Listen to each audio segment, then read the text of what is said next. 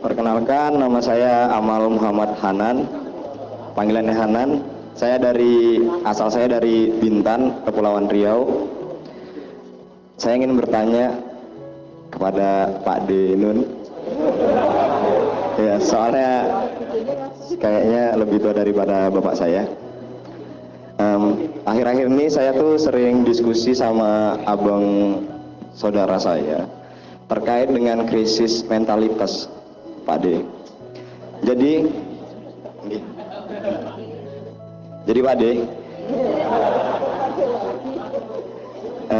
saya itu punya banyak lingkungan, terutama lingkungan di Bintan, lingkungan di Jogja, dan lingkungan rumah, lingkungan kampus, banyak lingkungan pokoknya. Dari semua lingkungan yang saya hadapi, saya melihat suatu kejanggalan, Pak D. Kejanggalannya itu, mereka itu seolah-olah mental mereka itu ingin selalu menerima tapi sedikit memberi. Jadi contohnya gini, misalnya mereka kerja kalau di tempat saya, teman-teman saya di Bintan, itu kerjanya biasanya di resort, jadi kitchen, terus housekeeper dan segala macam terkait perhotelan. Nah, kalau misalnya ngobrolin masalah itu, yang mereka banggakan adalah apa yang mereka dapat, bukan apa yang mereka berikan. Nah, di situ saya mempertanyakan, maksudnya kenapa sih mereka tuh harus menceritakan tentang apa yang mereka dapatkan? Nah, itu kan maksudnya adalah mental yang sedikit nggak bagus. Ya, menurut saya sih itu. Nah, tujuan saya bertanya kepada Pak D itu adalah bagaimana cara kita memperbaiki mental yang krisis ini untuk seluruh teman-teman saya. Nanti gimana ya saya nanya? Ya pokoknya intinya tentang itulah Pak D, tentang bagaimana cara memperbaiki mental. Saya kira Anda tidak perlu jauh-jauh memperbaiki mental teman-teman. Yang penting Anda bermental sebaik-baiknya menurut Anda kepada mereka. Jadi sebenarnya nomor satu itu tadaburmu yang bermanfaat dan enak untuk mereka. Perkara mereka itu, jadi gini, dakwah yang terbaik adalah bilhal. Ya Anda sendiri itu berlaku bagaimana itu dakwah yang baik. Bukan Anda ngasih tahu ngerubah. Kalau bisa alhamdulillah, tapi kalau tidak nanti malah destruktif, malah mudorot, malah jadi kebencian satu sama lain. Mulanya jangan gampang-gampang nyuruh orang sholat tahajud segala macam kalau jam 2 malam. Jangan-jangan orang yang Anda WA itu sedang sholat tahajud, kok ngomong sholat tahajud nesu wonge.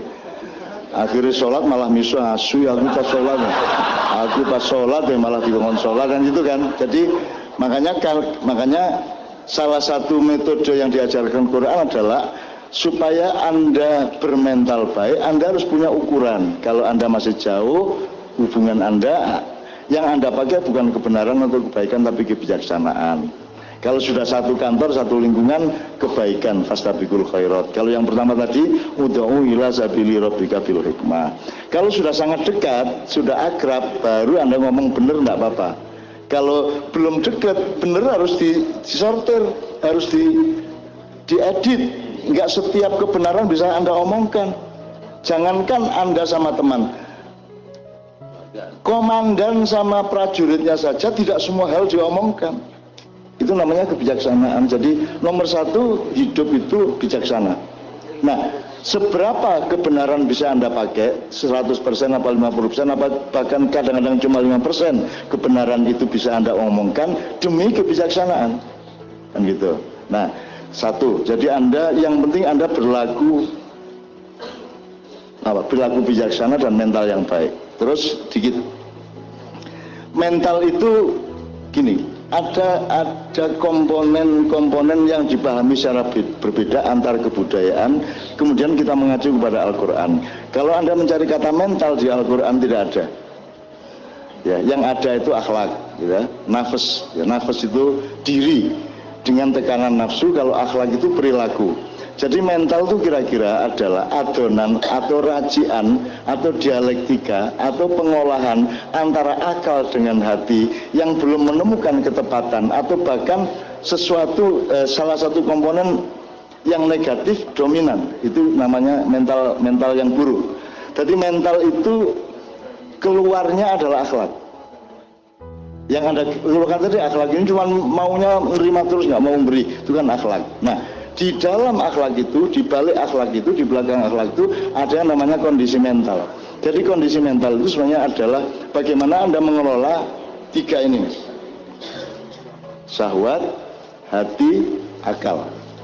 Ini namanya misbah kalau di surat An-Nur, ini namanya zujajah, ya.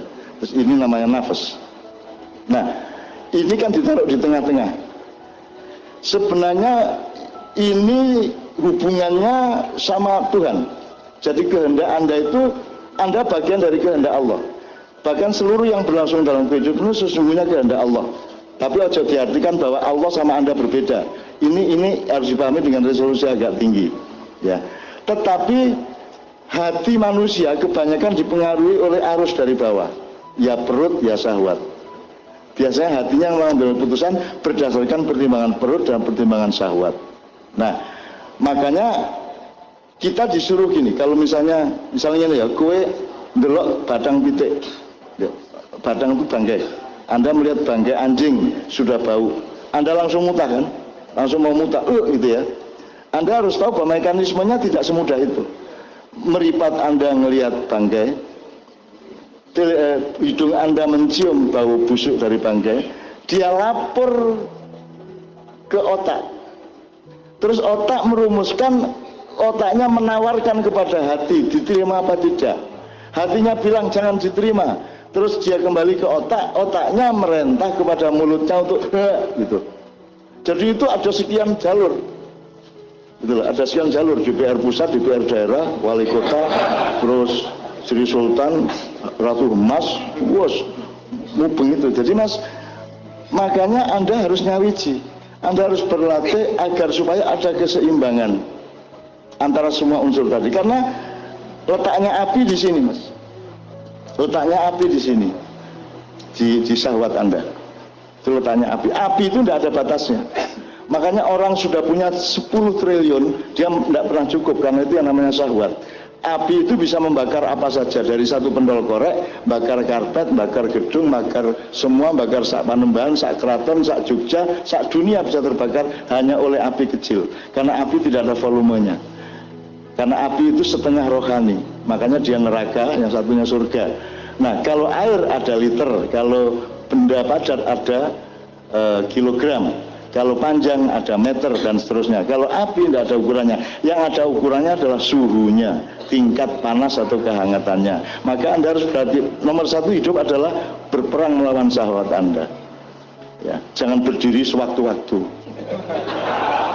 Hanya berdiri gara-gara Pak. Gitu ya Mas ya. Nah, mental adalah dismanajemen antara tiga tadi Mas.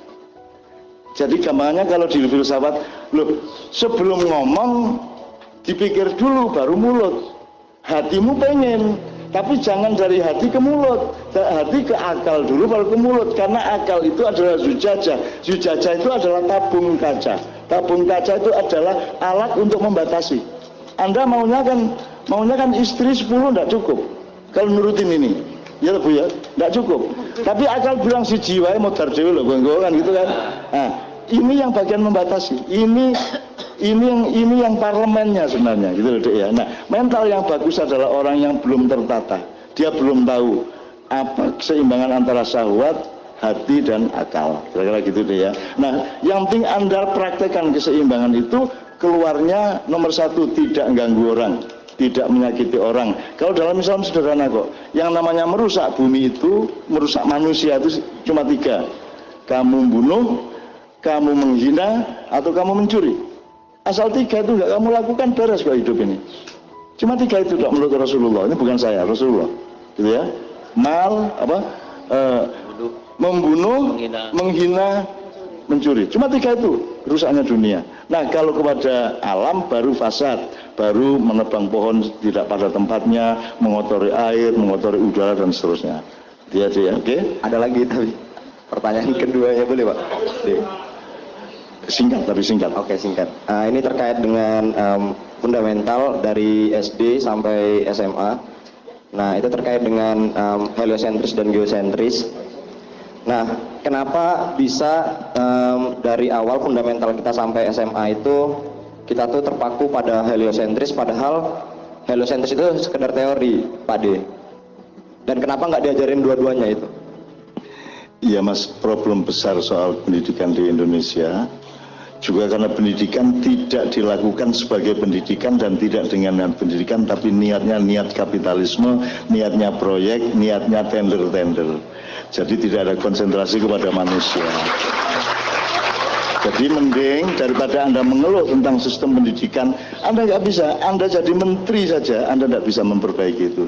Jadi menurut saya Anda sekarang mumpung masih muda, ya, Anda berpikir kurikulum yang benar bagaimana. Kurikulum itu kan untuk manusia, bukan manusia untuk kurikulum.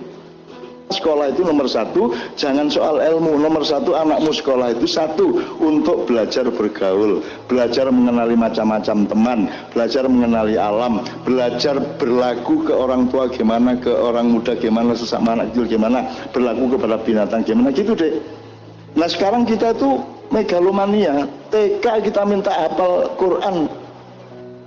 Piye gue? Masuk TK dites bisa nulis apa enggak lo piye teh?